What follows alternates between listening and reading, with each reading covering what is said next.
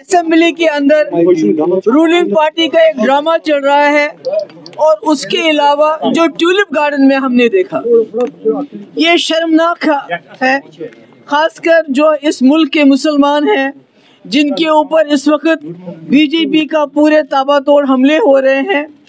ان کو یہاں کی لیڈرشپ عمر صاحب نے، فاروق صاحب نے مل کے، جو وہاں سے منسٹر آئے تھے کرن ریجو جو یہاں آئے تھے، ان کا استقبال کر کے انہوں نے پورے ملک کے مسلمانوں کو یہ پیغام دیا کہ جو آپ کے ساتھ اس وقت پارلیمنٹ کے اندر ہوا، جو وقت میں امینڈمنٹ لایا گیا، اس کے ساتھ یہاں کی سرکار ہے، اس کے خلاف نہیں ہے.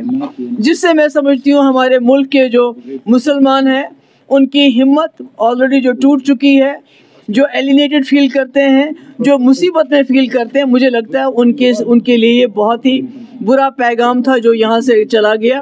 اور اسمبلی میں ہم ڈرامہ دیکھ رہے ہیں کہ رولنگ پارٹی کے لوگ شور مچاتے ہیں، اور اس شور مچانے کی اور بھی ایک وجہ ہے، کیونکہ لیفٹیننٹ گورنر صاحب نے 3 بل کلیئر کیے تھے. ایک تو جو ڈیلی ویجز کو ریگولرائزیشن کا، جو بیچارے سالوں سال سے بنا تنخواہ کے بہت تھوڑی رقم پہ کام کر رہے ہیں، وہ بل کلیئر تھا. جو زمین، غریب لوگوں کو زمین دینے کے لیے جو وحید پرا صاحب نے اور ایک بل لایا تھا، اس کو ایل جی نے کلیئر کیا تھا. اور تیسرا بل شراب کے اوپر بین لگانے کا بل، وہ بھی کلیئر کر لیا تھا.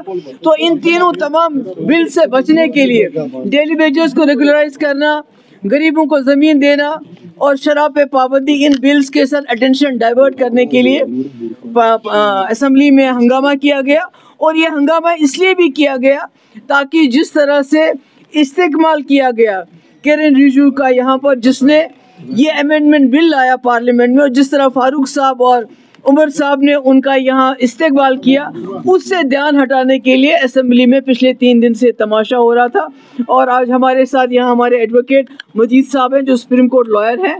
تو آنے والے 1-2 دن کے اندر انشاءاللہ ہم بھی اس جو وقت بل پہ امینڈمنٹ لایا گیا اس کو چیلنج کریں گے. نہیں دیکھیے، یہ تو کوئی نئی بات نہیں ہے جو ہو رہا ہے. یہاں سیٹلائٹ ٹاؤنز بن رہے ہیں، عمر صاحب اس پہ خاموش ہے. لاکھوں کنال زمین دی جا رہی ہے، کس کے لیے دی جا رہی ہے؟ یہ جو نان لوکلز 83,000 آپ ملک کے اندر کہیں بھی نہیں دیکھیں گے اتنے لوگوں کو ایک ساتھ 2 سال کے اندر ڈومسائل ملا ہو.